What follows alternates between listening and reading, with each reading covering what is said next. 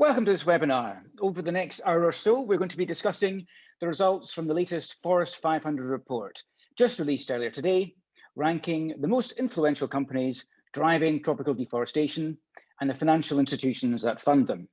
I'm Ian Welsh, and I'll be your moderator for the next hour or so.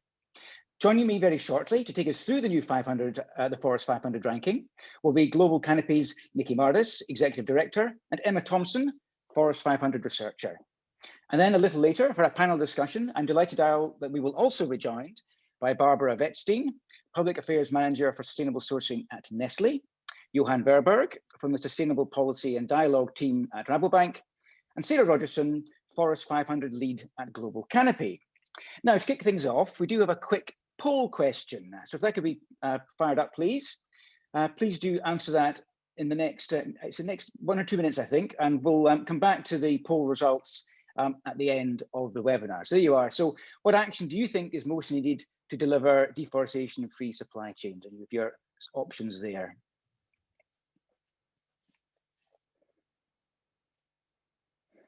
Okay, keep voting, and I'll just get through the last of the housekeeping. We'll come back to the results, as I said, at the end of the webinar. Now, we do want you all to be part of the conversation today, so please do be thinking about any questions you have throughout, and use the Q&A box for comments and questions that I will then put to our assembled experts as we go. So use the Q&A box, please, rather than the chat box for your questions and comments. Also note, we are recording this webinar, and you'll all receive a link to the recording in the next few days to listen again at your leisure and to share with your colleagues. Okay, I think we're coming towards the end of the questioning. Okay, let's get started properly. Let me hand over now to Nikki Mardis, Executive Director at Global Canopy. Nikki, over to you. Fantastic. Thank you so much, Ian. And welcome to everybody that's joined us today.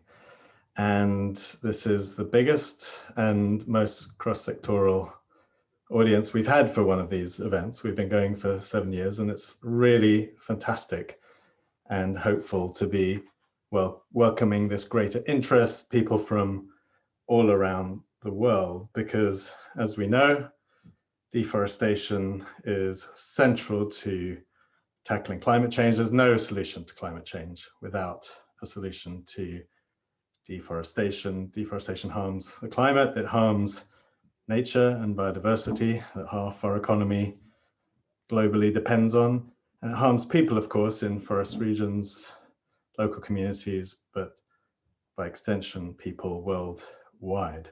So for those, well, I might also say actually on the point of this cross-sectoral audience, I mean, what has become clear over the years, and we've been in this game for a long time, and what has become absolutely clear is that it's only really cross-sectoral action that can see change. No one company, no one sector is big enough to act alone. Governments, companies, financial institutions, civil society, we all have to work together. So it's good to see a mirror of those groups here with us today. And for those that are new to this initiative, the Forest 500, we have been assessing and ranking 350 companies and 150 financial institutions, those are the Forest 500, who have the greatest exposure to deforestation through their supply chains, commodities like soy and palm oil and beef that they use, and through their finance, through their investment and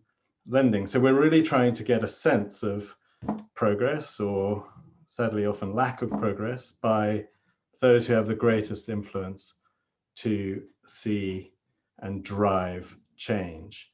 And the database is available. It's an open data set on forest500.org. There are over 1 million data points that have been painstakingly gathered over 7 years. And you can see time series and track progress by individual companies, sectors, and geographies as well. That's used by government, civil society, but it's increasingly used by the investment community as well, as there's a conscious effort to address the paucity of data on deforestation and nature in general in ESG rankings. So we're delighted that our data is being taken up in that way. And shortly, we're going to hear from my colleague Emma with some of the key findings from this year's assessment. What's new? And we're going to be hearing about trillions of dollars in deforestation risk. But before Emma takes us on to that, there's one big number that I wanted to put out there and share with you. And perhaps if there's one number to take away from today's event, it's not one of our Forest 500 ones, it's this one, which is 44%. 44% is the increase in deforestation rates from 2014, when there was a very high profile declaration, the New York Declaration on Forests, bringing together corporate commitments and finance sector commitments and government commitments to tackle and address climate change in supply chains and in investments by 2020. Well, we're now 26 days past that deadline. It's not news that that deadline has been missed. We've known that it would be for some time, or that no single company has achieved that goal. But we have had leadership, and we'll hear about that in the discussion shortly. But it's staggering, really, that over that period, deforestation, 2/3 of which is driven by markets, has gone up by 44%. So this isn't a doom and gloom story, because we can't afford doom and gloom. We'd have to keep going. We have to say, right, onwards, and let's make it happen now. If we failed before, let's make it happen now. And it's a positive story that we're all here to discuss this. And there is a silver lining to all of this, which should make us hopeful. And that is the progress that has been made has shown us, or the lack of progress, has shown us that voluntary action alone will not get us to where we need to be. And governments have listened, and governments have responded. And in the past months and over the past year, we've seen the European Union in particular, and more recently the UK, begin to flesh out legislation or to consult on mandatory measures to ensure that companies and financial institutions do due diligence on where their money goes and who their suppliers are. And it's going to be, over the coming months and year, we will see laws enacted that will help to bring up the whole sector and the whole economy, which is what's really needed. And those that have shown leadership, the Nestlés, the Rabobanks who are with us today, there are many others you can read in the report, but those who have shown leadership are now well prepared. And those who have not taken action all these years are going to be playing catch up as legal frameworks come in. Anyway, with that, I will pass on to my colleague Emma Thompson to share some of the results from the report. Thanks, Nikki. So, since 2014, Forest 500 has been identifying the 500 companies and financial institutions with the greatest influence on tropical deforestation. And we've been annually assessing their action on deforestation in their supply chains and financial portfolios, respectively. Selected every 2 years, the Forest 500 is made up of 350 companies and 150 financial institutions. The 350 companies are selected based on their exposure to tropical deforestation in their supply chains through 6 key forest risk commodities: palm oil, soy, timber, pulp and paper, beef, and leather. This exposure is identified through a variety of data sources, from trade data to share of specific markets and to land bank area. The financial institutions that are included in the Forest 500 are selected as they are the 150 financial institutions which provide the most finance to the 350 companies. We then assess the 500 financial institutions and companies on the strength and implementation of their deforestation policies and commitments based on publicly available information. Can we have the next slide, please? In the latest assessment, we found that 63% of the financial institutions assessed had made no public deforestation policies for the companies in their financial portfolios for any of the commodities they are assessed for. This means that $2.7 trillion of financing into the companies with the greatest influence on tropical deforestation is not covered by a single deforestation policy. Beyond that, only 19% of the financial institutions assessed had a deforestation policy in place for all 4 forest risk commodities. Can we have the next slide, please? As you can see, financial institutions headquartered in North America are lagging behind on action on deforestation in their financial portfolios. Only 33% of the financial institutions headquartered in Europe had not made at least one deforestation policy, compared to 81% of those headquartered in North America.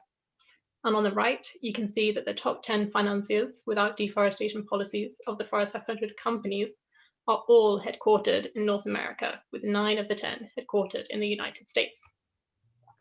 Emma, if I can just jump in, before we came on the call, I spotted that I think the CEO at BlackRock's just released his CEO letter that he does every year. He talks about climate crisis and the need for action, yet here we see BlackRock don't even have a policy on deforestation. Do either Emma, you or Nikki have a view on that, or why that might be?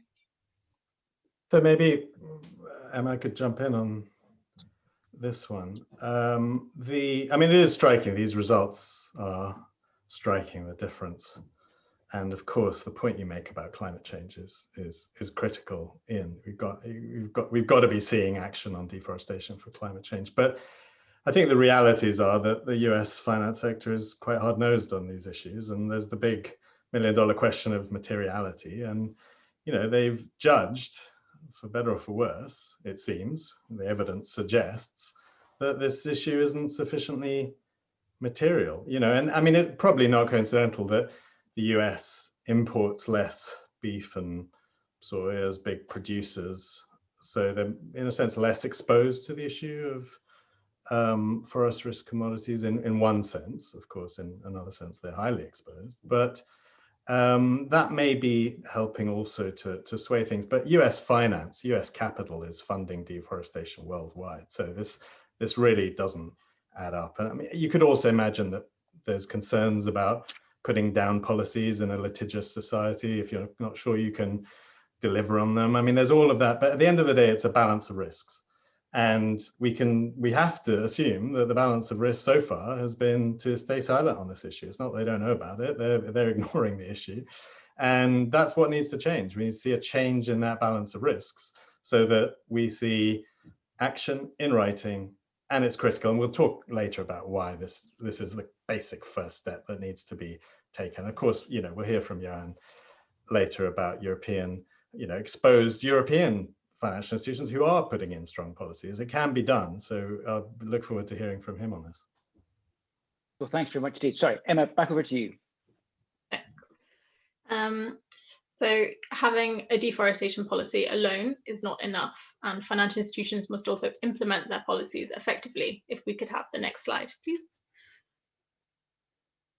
This infographic shows the 4 European financial institutions which are providing the most finance to Forest 500 companies without any deforestation commitments, and in particular highlights the 11 companies which are required to have deforestation policies by those financial institutions.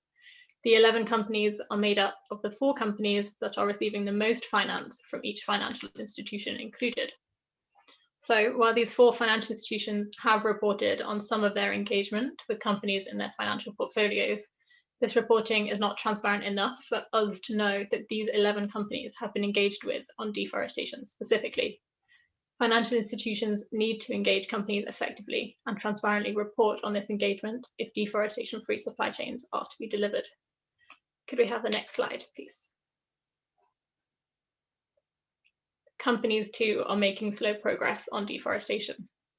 In the latest assessment, we found that 34% of the companies assessed had failed to make any public deforestation commitments for the forest risk commodities they are exposed to through their supply chains.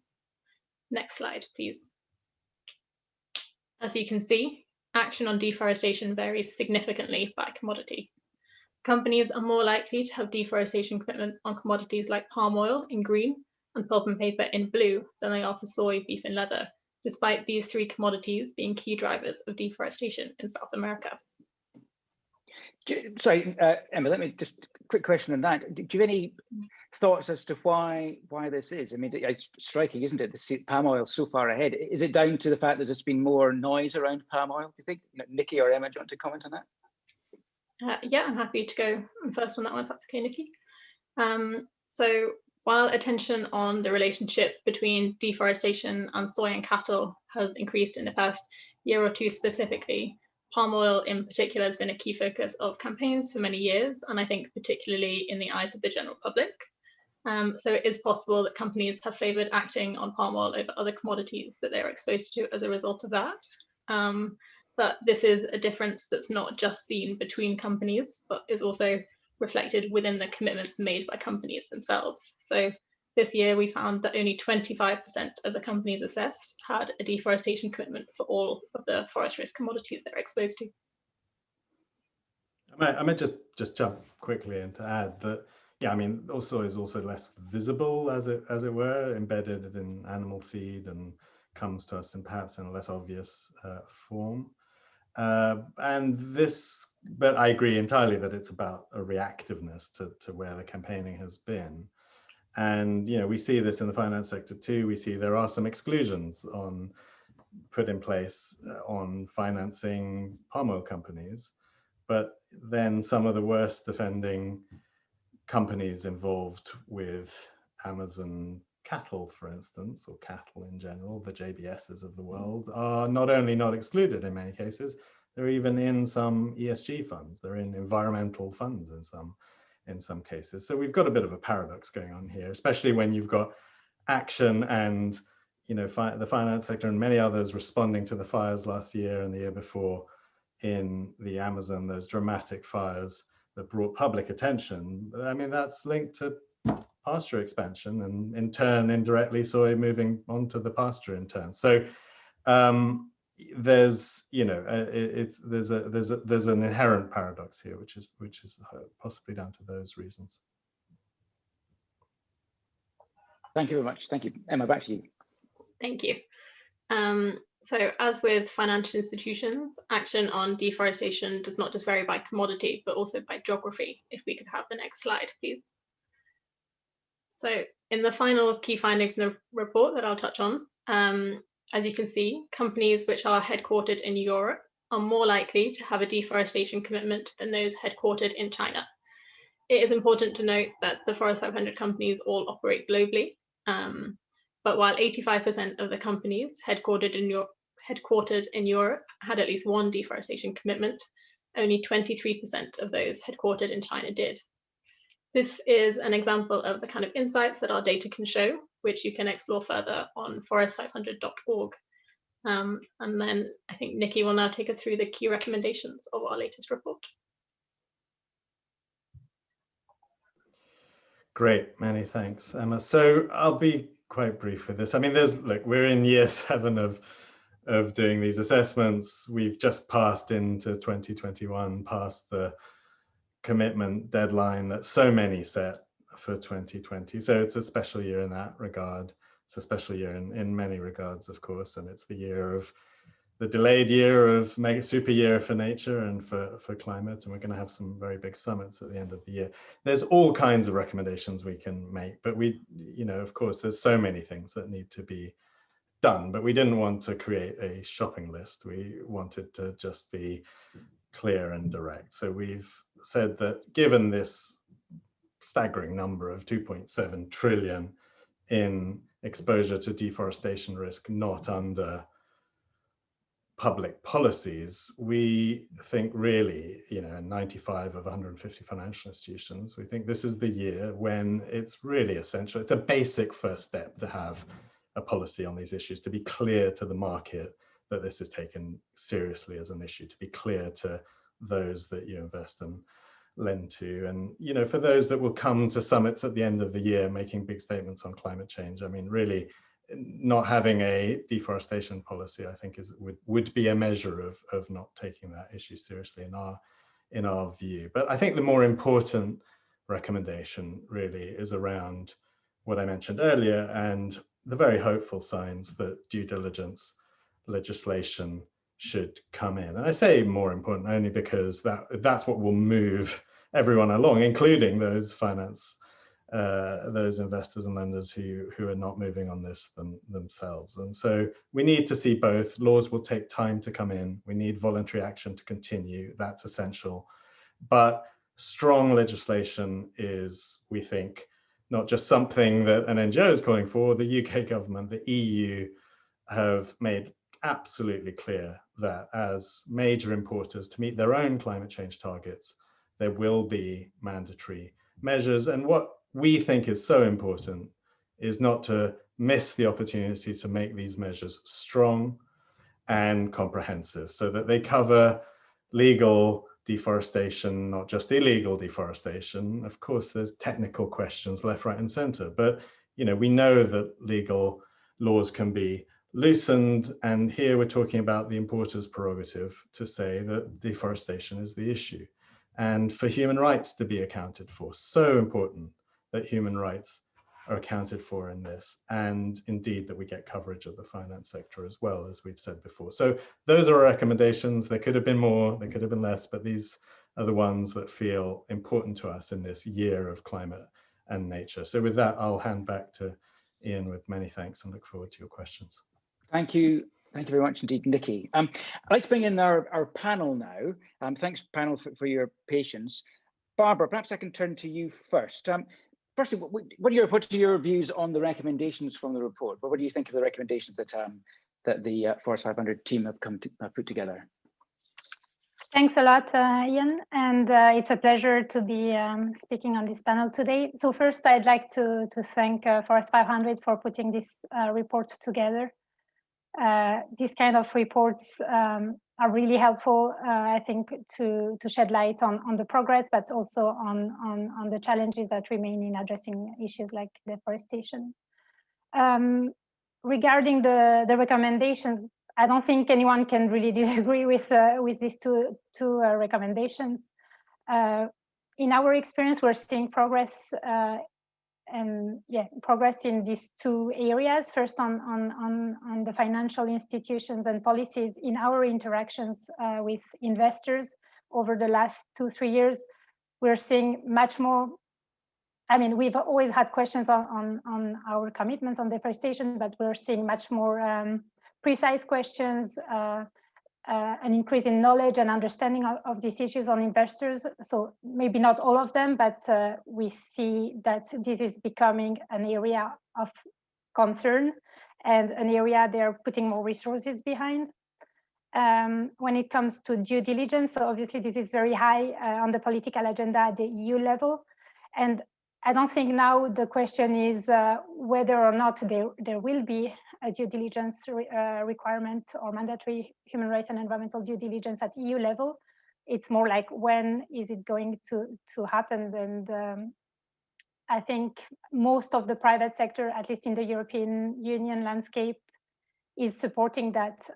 In December, Tropical Forest Alliance put out a position paper that was signed by 50 organizations, including Nestlé. So lots of private sector organizations, but also NGOs and civil society organizations, calling for a smart mix of measures to be taken at EU level to address imported deforestation. I don't think due diligence alone will be sufficient, and it's really about what set of reinforcing measures need to be adopted together to address the issues at hand. Thank you very much indeed. Why do you think, Barbara, that the 2020 targets for so many businesses have been missed? I mean, they were made with great fanfare. I mean, Nikki referenced the New York Declaration of Forests. There was the CGF, Consumer Goods Forum, 2010 statement around net zero deforestation by 2020. Why have they been missed? So, good question. So maybe I'll go back to 2010 when we and other companies, that Nestlé was one of the first companies to make a no deforestation commitment. And maybe some people will remember that this followed a quite famous campaign by a activist organization targeting palm oil specifically. And so, to be honest, when we actually made our no deforestation commitment in 2010, we had no idea what we were getting ourselves into or how we would implement it. At the time, first, there was no real definition of what was a forest. So what constitutes deforestation, that came a bit later with the high carbon stock approach methodology. So we didn't even know what we were trying to protect. And we had no traceability information. We did not know where our forest risk commodities and we started with palm oil on this journey. We did not know where our palm oil was coming from. So how could we even know if it was linked to deforestation in the first place? So that's the kind of background or what we need to remember about 2010. So if we fast forward to today, in our case, we have worked over 10 years to get the traceability information, which is the first information that is needed to be actually able to address deforestation. If we take just one example, palm oil, we have now, so that these are the numbers at end of 2019, more than 90% traceability to mill, more than 60% traceability to plantation. So that allows us to address most of the risk, but not 100% of the risk. We have over the last 10 years tested, piloted different approaches to address deforestation, and we have not found one silver lining bullet. So today we have what we call a toolbox approach, where we have different tools that we use to address different types of deforestation. This includes supply chain mapping is the starting point. We have certification, which as a lot of people in the industry we've realized is not addressing all deforestation, and so we added to our toolbox satellite monitoring, on the ground assessments. A lot of the work we do is focusing on supplier engagement. All of this to ensure that the forest risk commodities that we buy are not linked to deforestation. And we've also started reporting much more transparently about what we like, the progress we make and the challenges that remain. And so in the last 10 years, as a result of all this work, we are now, and again, it's the 2019 numbers because we don't have the final 2020 numbers yet. But I can already tell you, we have not achieved 100% no deforestation. But as of end of 2019, we were at 85% verified deforestation-free commodities across the forest risk commodities that we report on. These are palm oil, pulp and paper, sugar, meat, and soy. So while we have not met, like most people in the industry, our no deforestation commitment, I think we can say we have made a lot of progress. We have tested a lot of things that some of them have worked, and we are still working, and we will continue to work with our suppliers, the large ones and the smallholders as well, to achieve 100% by 2022. That's our new commitment. And I would say that over the last 10 years, what we have focused on was very much on our supply chain. So ensuring that what we buy as Nestlé is deforestation free. But we know that to have really an impact on the ground, and rather than just displacing the deforestation problem elsewhere, we really need to drive more collective action. And this new decade, if we are to actually achieve a real difference and not see a 44% increase in deforestation, like we've seen since 2014, as Nikki was saying, we need this new decade to be about collective action. And I can tell you more later on what this encompasses. And maybe the last point I'd like to make at this stage is that we also need to move from just a no deforestation mindset, looking at ensuring that whatever we buy as a company has been verified as not linked to deforestation, but we need to move towards a forest positive or a forest conservation mindset, looking at future risks of deforestation. Thanks, Barbara.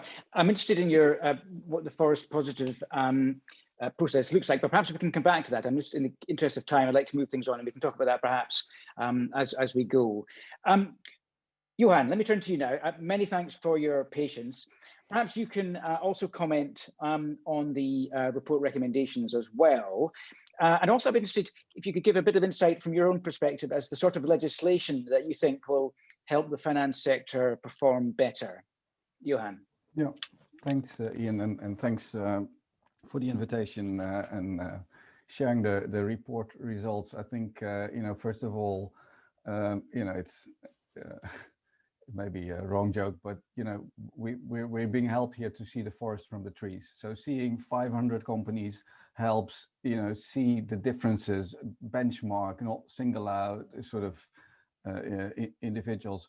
And I think Barbara rightly in her final words stressed the need for collective approaches.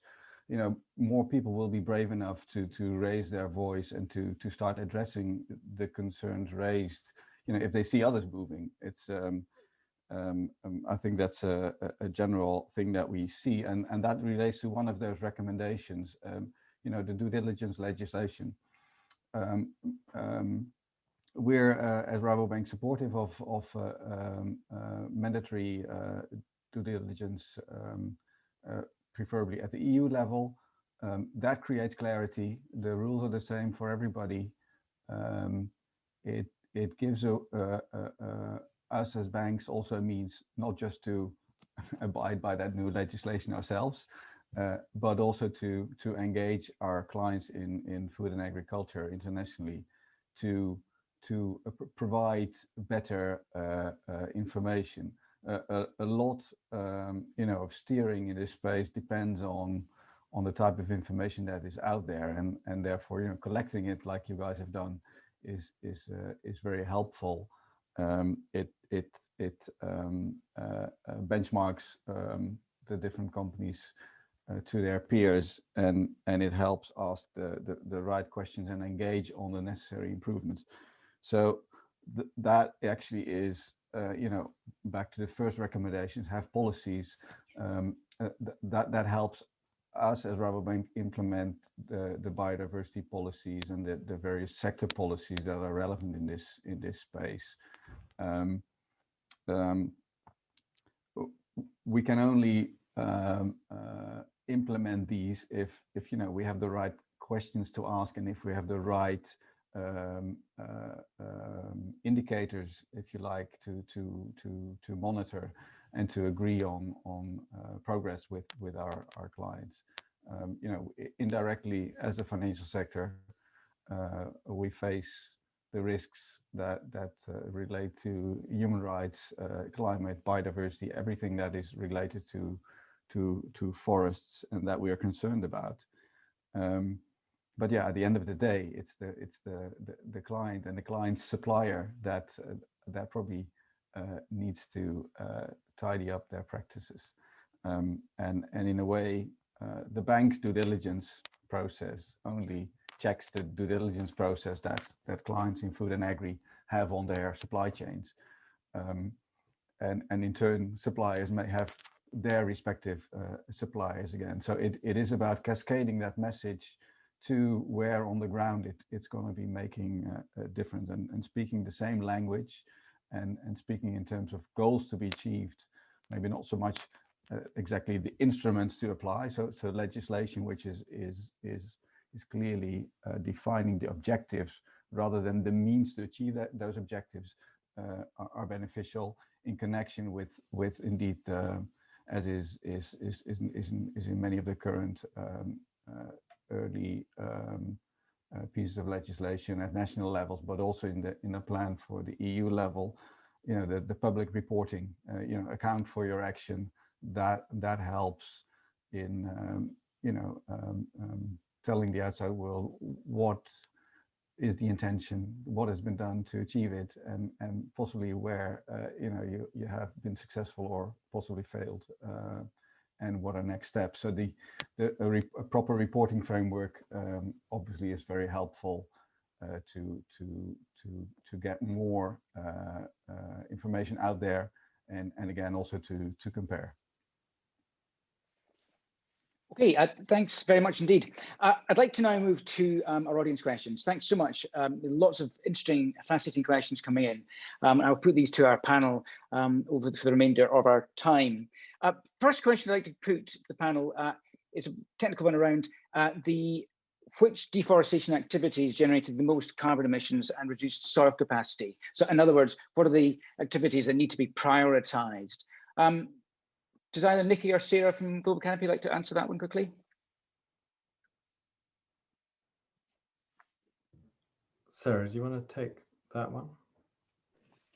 Sure. So yeah, one of the reasons we focus on tropical deforestation is because for that very reason, that's the place that we want to prioritize ending deforestation. That's where we see the most benefit to the planet, to biodiversity, to carbon storage. So it's all about tropical regions, and then also obviously on peatlands as well, where there's more carbon storage there. But also not forgetting that there are other ecosystems as well that we do need to protect, which maybe don't come under the umbrella of forests. So we do look for companies that have no conversion commitments as well. So there's ecosystems such as savannas, which can be really, really powerful in carbon storage and carbon capture as well. So we do need to protect them. So yeah, when we're looking at company and financial institution policies, we do categorize them from no conversion at all, and they get more points for those, down to kind of protecting really key forest types. But to be kind of included in our assessments as a forest commitment and protection of forests, at minimum they should be protecting high conservation value or high carbon stock forests as a priority. Thank you. Let me move on to another question. And it's regarding the due diligence legislation. Should this, our questioner asks, Shelley Vineyard says, is it just applying to tropical deforestation, tropical forests, or is it to forests globally? Who'd like to tackle that one? Nikki, do you want to go? Sure. I think for the reasons that Sarah has said, the focus has been on tropical deforestation. But I might just, I've noted there's a question while we're on the subject of due diligence that relates in the box to the UK Environment Bill being delayed because of because governments delay things, right? And so is it credible to put so much faith in due diligence when we see pushbacks of that sort, which is, of course, a great question. And I note that COVID has been played a part in this. The government is saying that there's not enough parliamentary time with COVID ongoing. And of course, that is an absolutely serious and valid reason. But COVID itself is a product of our destruction of nature. Destruction of nature will lead, we are told by the science, to more pandemics down the line. So this is an absolutely top priority. It has to move forward. And of course, we all have to hold governments to account and push for transparency and hope that things will move on. But even the fact that we're talking about this kind of legislation today is progress. I mean, this wasn't not necessarily expected a couple of years ago, and the climate has changed in part. We saw in the UK 21 big food companies saying we want the laws to be stronger. We want to have legal deforestation included too, because they're committed on the issue, but also they want to level the playing field now that they've got ahead of the game. So this is really hopeful. That doesn't mean we don't keep pushing for this change to happen as quickly as possible, but because it may be delayed, then that's all the more reason why we need to see continuing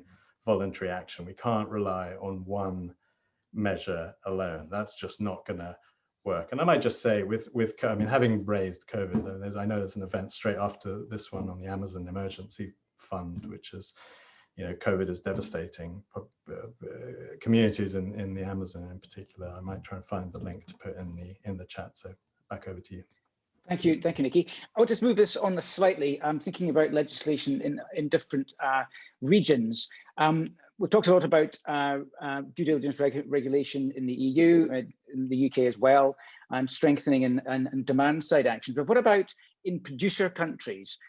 Barbara and Johan, what are you seeing, or what do you think is the best way for producer countries to produce legislation that can really work? And what would you like to see done there? Barbara, you first. Yeah, when we talk about legislation, we tend to talk a lot about the demand side, but I mean, beyond even legislation, we believe it's very important to also support producing countries to create the enabling environment that is needed for the private sector to address the issues. And there are lots of issues that are interlinked when it comes to deforestation, like land rights, community rights, and livelihoods of smallholders and livelihoods and economic reasons. So in that context, we support government-to-government support through, for example, voluntary partnership agreements. These are things that are being discussed, for example, in the context of the cocoa dialogue between the European Union and Côte d'Ivoire and Ghana. So how can European Union support the governments of Côte d'Ivoire and Ghana to put in place this enabling environment, and not only in terms of regulation, but also in terms of capacity building, etc. Oftentimes these discussions have been very politicized, like with the biofuels directive at the EU, and that's in no one's interest. So how can we broker a more productive dialogue, and not only, and how can governments like EU or UK not have only a stick approach, but what's the carrot for the producing countries? Thanks, Barbara. Johan, do you want to comment briefly? Yeah, I can add, you know, of course, we got to keep realizing that you know, we might want to wipe clean our own streets and, you know, our own supply chains into international markets, and indeed use the influence, either the stick or the carrot, to influence what's happening in producer countries. But at the end of the day, you know, especially sensitive topics like, you know, land use change and things which relate to countries' own autonomy, you know, we can try to influence, but we cannot regulate that through international markets. And therefore that local legislation is very, very important to at least, let's say, raise the floor while we keep pushing the ceiling. And in that space, you know, there is room between what's mandatory at the local level, what's mandatory through international regulations, and what in a smart mix. Barbara mentioned that word already. You know, you can also do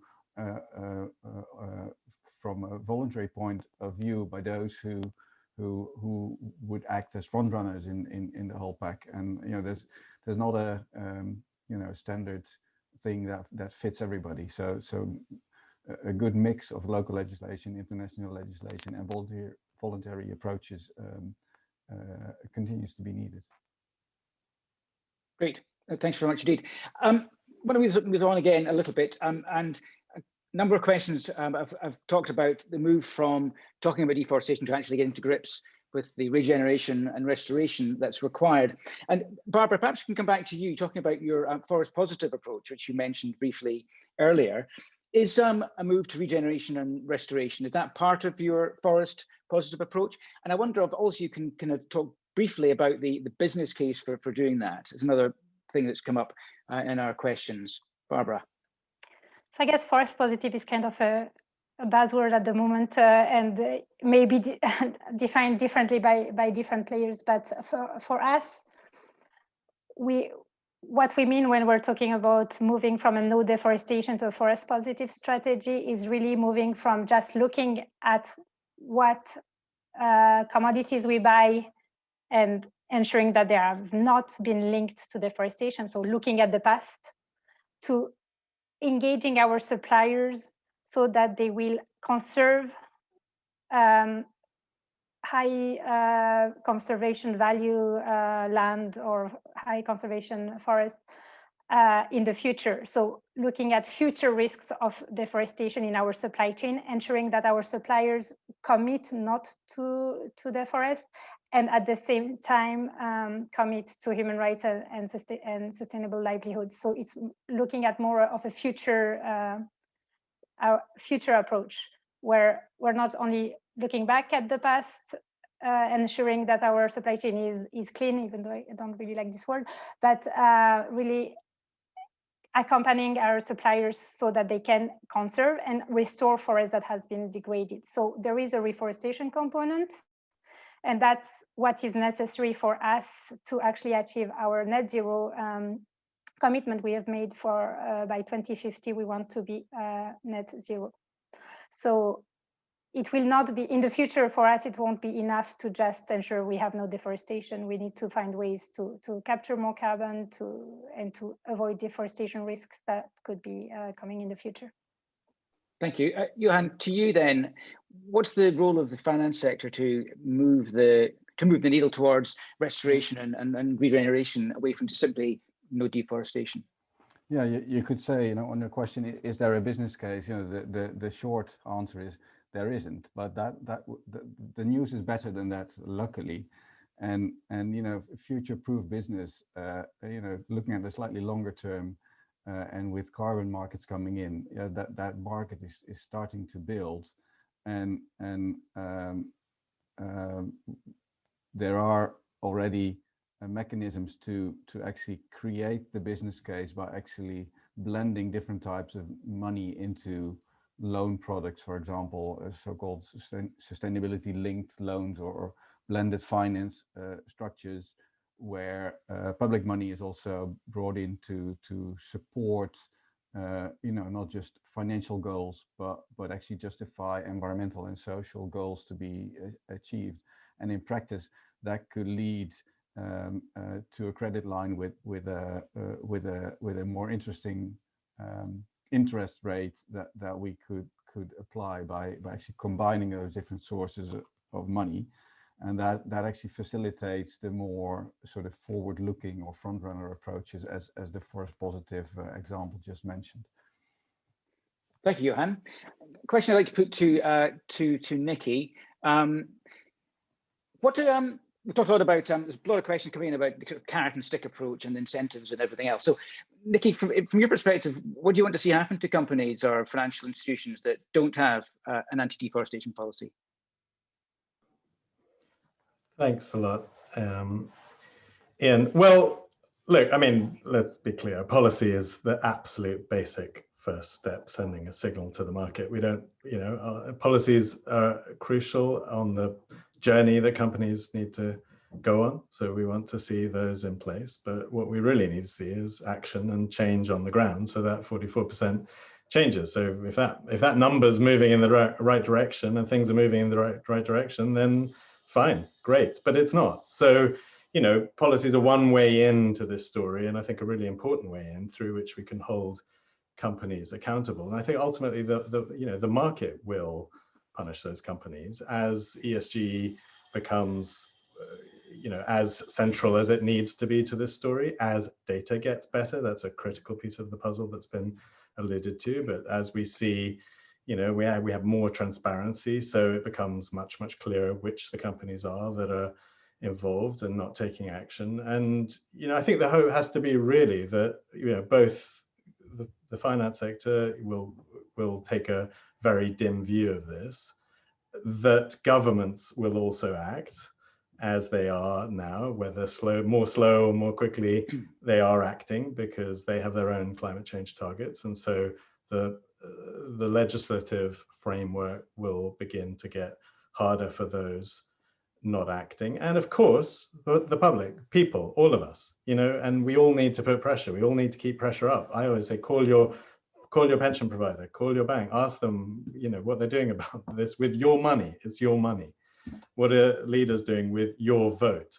I mean, this is a piece of the puzzle. It's really, really important. So, I think all of those things are critical. We need better data for those purposes, which is in turn why we need, mandated reporting, so we get better data, and it all adds up. It's all part of a puzzle. And I forgive me, I can't help but to plug a recent publication of ours, the little book of investing in nature which looks at that positive side of the equation, because we need, we're going to need to reform the finance here, as has been said. And just to give one of you can find that book on at globalcanopy.org. But one example from that book on the negative side, because it's got lots of positive stories and mechanisms for investing in nature and regeneration. But one of the striking things that comes out of that is that we're spending $1 trillion, more than $1 trillion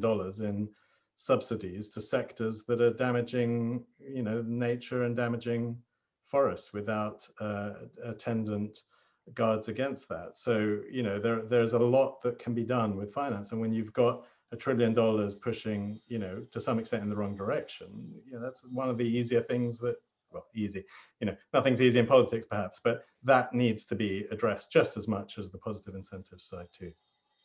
Thanks, Nikki.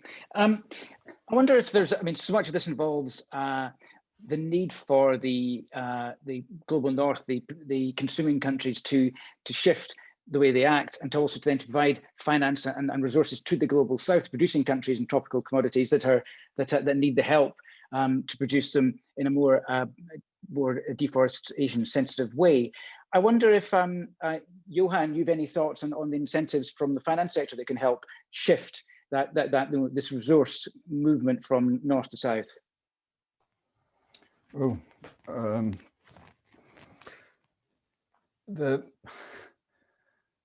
I think this may not be a direct answer to your question, but related to points which were raised already. Why is palm and timber, pulp and paper better covered in policies?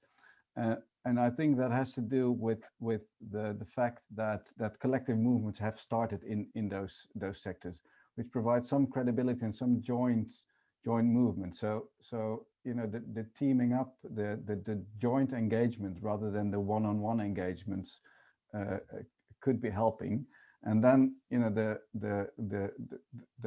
hardcore money will flow in the same direction. Big international traders trading for those commodities for their consumer good company clients, or banks financing both, will not take individual action. So creating that collective and creating that joint encouragement, if you like, or trust that things are moving and it is not wasted investment of time and money, could do the trick. Maybe that's not a very technical answer, but I think it has to do with the psychology of feeding those transitions and really having a joint theory of change, of how we're gonna push for those transitions. Okay, thanks very much. I'm conscious of time. We're running rapidly out of time, and I do want to put a final question to everybody on the panel, and that's this. We've talked about 2021 being a big year. So what do you expect to see this year? What will we be seeing in a year's time? Sarah, why don't you go first? What do you think will be next year's Forest 500 report? Thanks, Ian. Yeah, it's something we've been asking for and calling for 7 years, but we're really hoping that we get a bit more momentum this year, particularly in the finance sector, and expect to see a kind of step change in the number of the most influential financial institutions setting clear policies on deforestation. So there is a lot going on this year. There is a lot of momentum. We've already seen that there's more financial institutions interested in their score released today than we've had in previous years. So there is some call for optimism, but I am aware we are asking for the same thing as we have in previous years. So yeah, hopefully we'll be getting a bit more of a step change and attention on the finance sector on this issue this year. Thank you, Sarah. But Barbara, what's the main focus for you this year, and what are you hoping for? I think this year will be really about, and the next few years actually will really be about collective action. Coming back to what Johan was saying just before, as part, for example, of, we're part of many industry groups and multi-stakeholder platforms, but as part of as one of them, the Consumer Goods Forum Forest Positive Coalition, We are finalizing a set of common asks to traders and producers of forest risk commodities. And I think that's what has been missing for a long time. Like the industry or the buyers of these commodities speaking with one voice and asking the same thing. You need to be coming to these suppliers with one set of messaging, because if one company asks something and the other one asks something else, at the end, how do they prioritize? So really, the power of I really believe in the power of collective action, and I believe that while it may be slower than going alone, this is what will be a game changer. And in addition to that, we are expecting to see a regulation. Thank you, Barbara. Johan, I saw you nodding along to Barbara's comments there. So do you want to expand then? I mean, are you thinking it's collective action is the thing you want to see this year? Yeah, and I would really plead for an engagement approach. And I really like, the way Nestlé and Rabobank have been engaged in this panel. But I would really almost challenge Global Canopy to follow up with 500 calls to the Forest 500, and don't underestimate what a call can do. We scored a poor 59%, and maybe that's because some points were missed in the report. I can improve my public reporting, by one phone call, and it's not for my score. Actually, based on that, I will start engaging as a company my clients in food and agriculture, and therefore you create that cascading process that the 500s will start calling their suppliers based on your follow-up questions. So if you want us to engage, then please do engage us. And that's not to put the action back, but it's actually to say let's join forces. Thank you, Johan. Well, Nikki, here's your opportunity. You commit to make 500 phone calls? Absolutely. 500 will make 5,000 if that'll help. Yeah. But and I think those are all great points. It's great to hear. Look, it's really good to hear that these calls make a difference. And let's also ask everyone who cares about these issues. As I say, we all hold a vote. We all hold a bank account in one way or another. So let's make sure our own money and our own political capital is not being used to continue funding climate change and nature destruction in the way that it currently is. And this year, I'd like to see a cleanup of some of the paradoxes, a bit of joining of the dots that we've pointed to. It's craziness that we are destroying tropical primary forests to make way for commodities that can be created sustainably. I mean, that's the point. It can be done sustainably. It's not mission impossible, it can be done. So I think joining of the dots, obviously the regulation, but I think I'd just like to echo the points that have been made by Barbara and Johan about the spirit of collaboration and of partnership, and I see that inherent in the way that the UK government, for all its faults, it's coming at COP26 with a spirit of deforestation being incredibly important at the juncture where climate change and nature loss meet, and a spirit of partnership with North and South, so that we can move forward on these issues together, because truly it is the only way. So I do applaud them for that, and let's hope we get to a good place this year. Sure, and as you say, all roads lead to COP26, which I'm delighted to say, of course, is my hometown of Glasgow, which I'm looking forward to very much later in the year. Okay, the poll we had earlier, as I mentioned, we'll come back to the results. A very clear winner, that the action that you all think is most needed to deliver deforestation-free supply chains is in fact new laws and due diligence for companies, which gained 46% of the vote. Second was action from tropical forest country governments. There we are, it's being shared right now. Okay, we have come to the end. So my thanks indeed to all the panel. Thank you for the fascinating discussion. Many thanks indeed to everybody for your questions. I'm afraid we didn't answer all of them. I tried very hard to get as many of the questions in or as many of the points covered, but there were some really brilliant questions there. So thank you very much indeed. A couple of follow-ups. There is a further webinar that will be coming up from Global Canopy that will explain the Forest 500 reports, methodology and scores.